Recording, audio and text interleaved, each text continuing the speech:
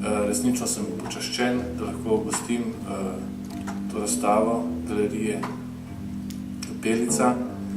Rad bi poudaril, da Evropski parlament in tudi naš odbor, katerega član sem, gostijo tovrstne razstave in sem lahko pridejo le najboljši.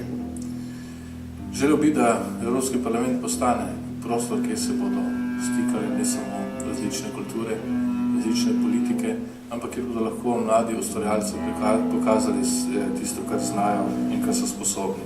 Da vam na koncu, drage udeleženke, udeleženci, Slovenke in Slovenci, čestitam ob dnevu, kulturnem prazniku, ki ga bomo praznovali čez nekaj dni.